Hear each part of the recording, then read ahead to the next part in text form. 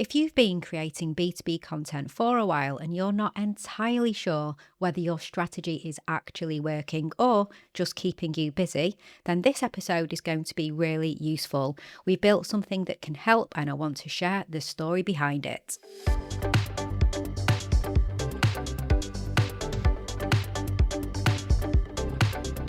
You're listening to the Content 10x podcast, where it's all about content repurposing. I'm Amy Woods and I'm here to help you maximise your content and find smart ways to get your message in front of more of the right people, whilst also saving time. Let's get started.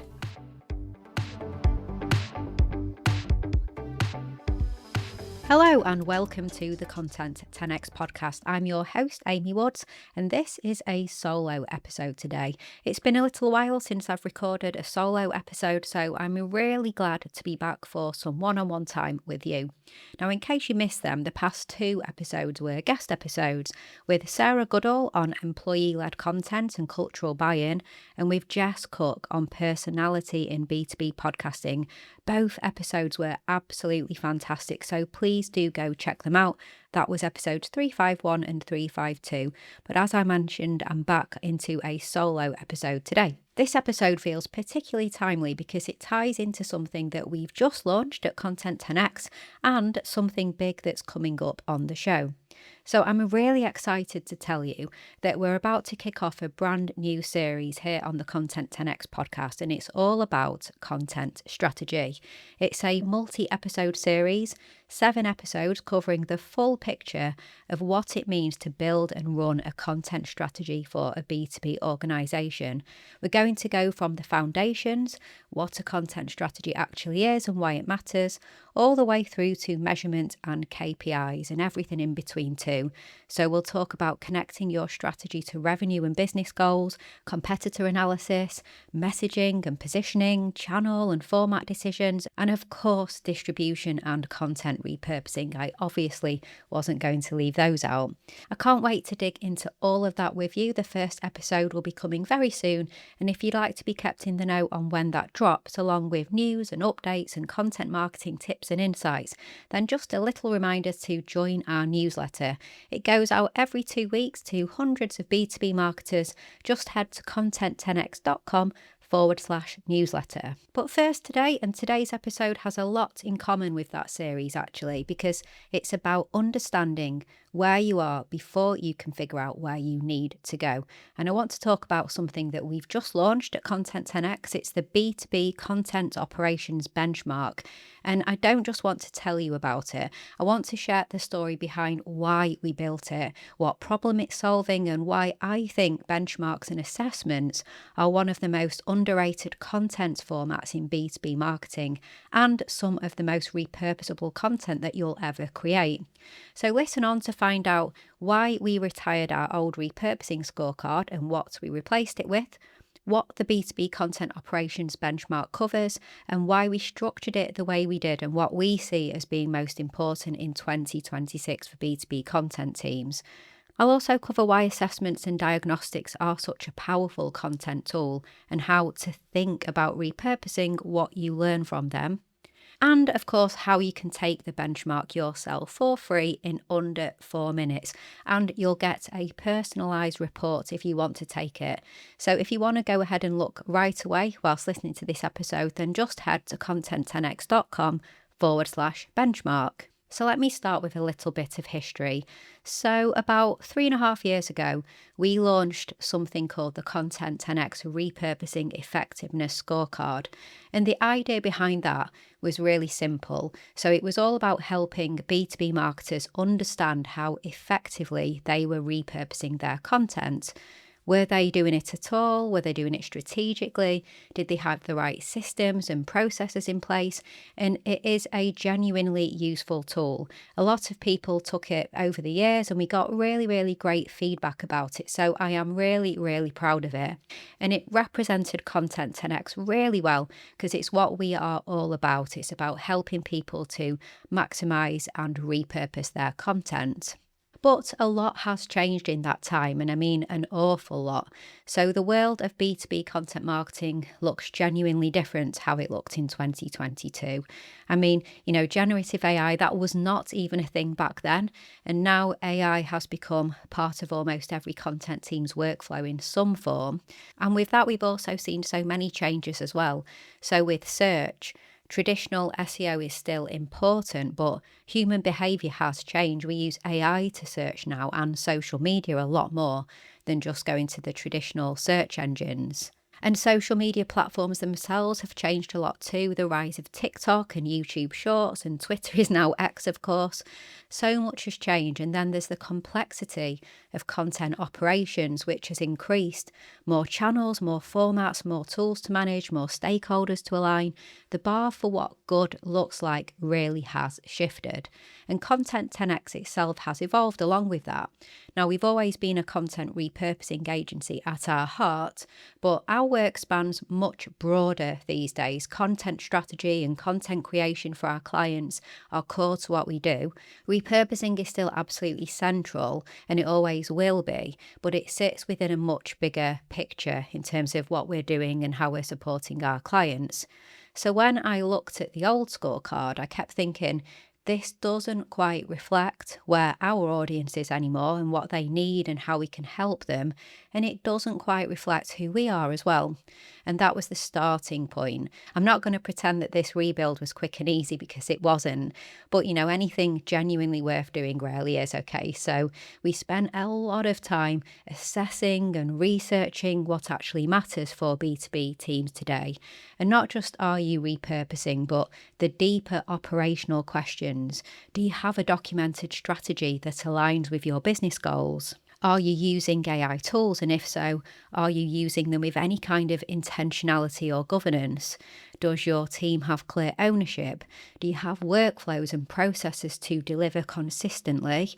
And is content performance embedded in how you actually measure success? They are all the questions that came up again and again in our conversations with our audience and with our clients and with people that reach out to us. They pointed us to 3 areas that we decided to structure the new benchmark around. So the first is content strategy and planning, the foundation, whether you have a clear documented strategy, whether it connects to business goals, whether you're reviewing it regularly, whether you're planning with repurposing in mind before you start creating. And then the second is content operations and technology, so the engine room, the systems and workflows and tools, AI usage that determine how efficiently and consistently content gets created, distributed, approved and measured. And then the third is team capability and culture.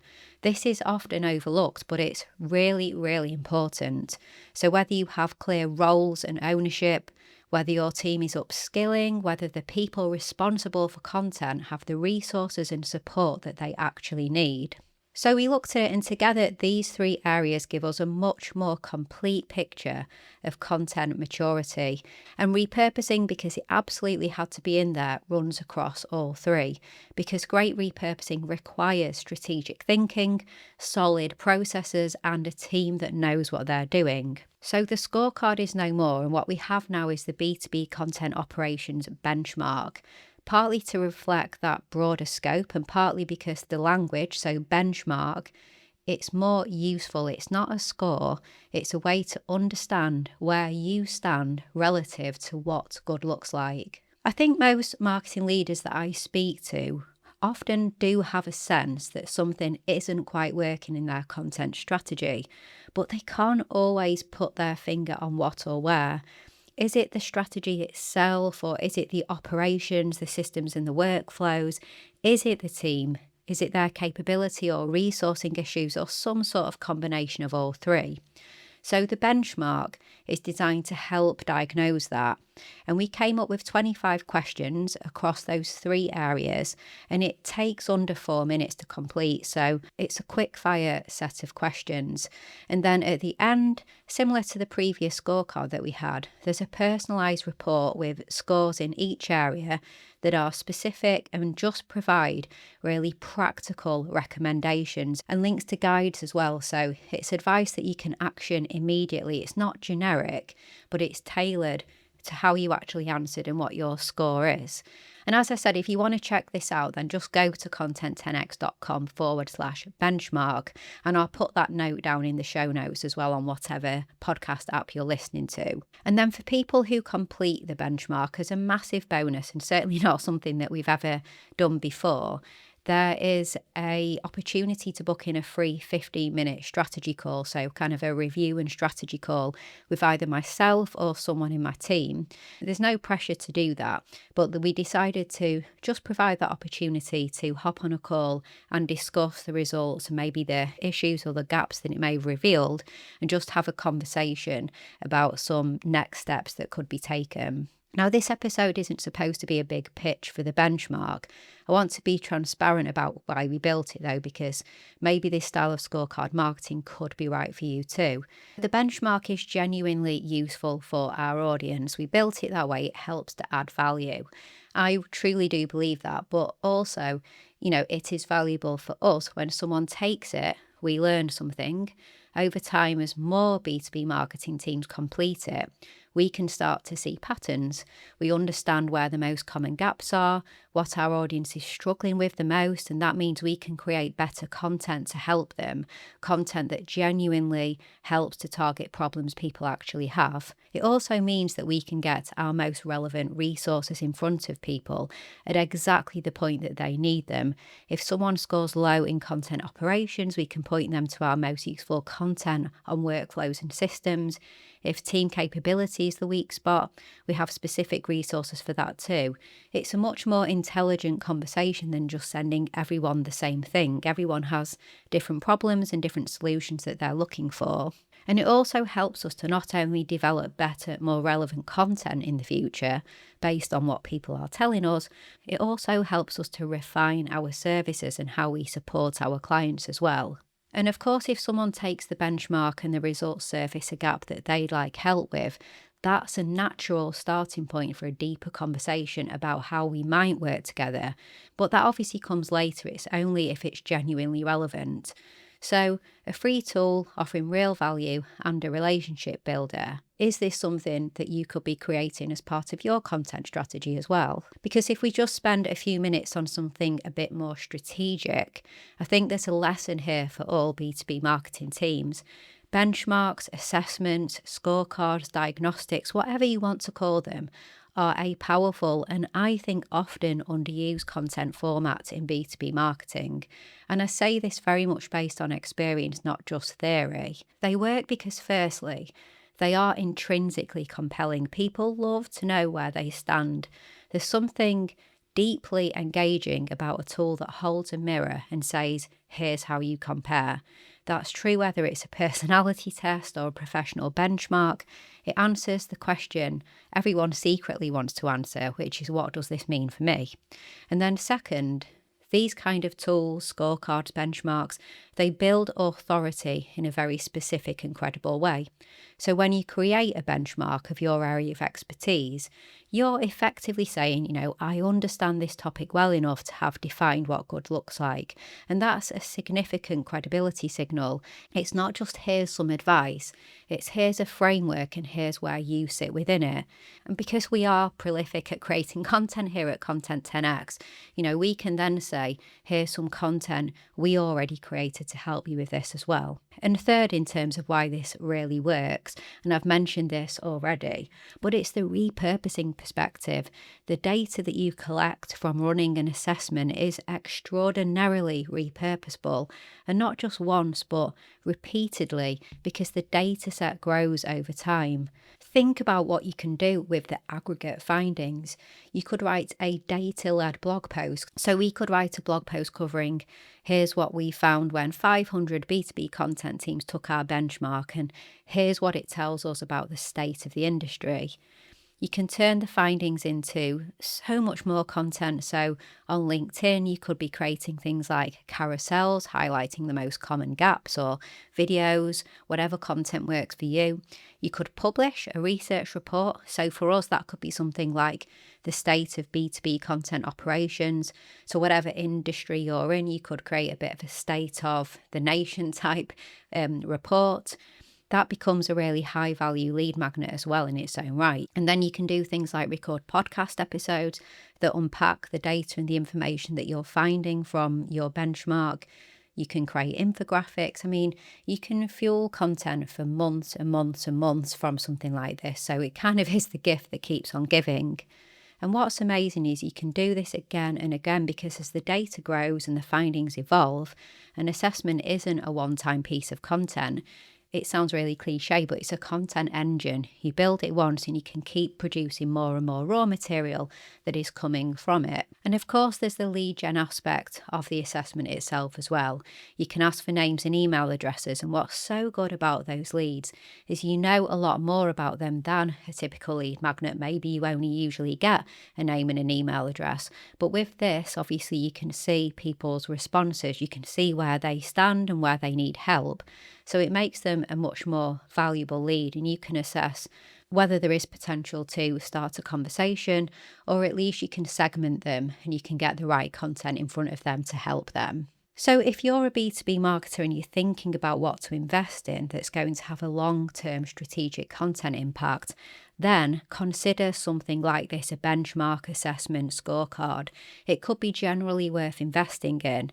We power our benchmark assessment on ScoreApp, and I'll put a link to ScoreApp in the show notes. That's just a recommended resource for you if you're considering to do something similar. Finally, let me just come back to the content strategy series that I mentioned at the start of this episode.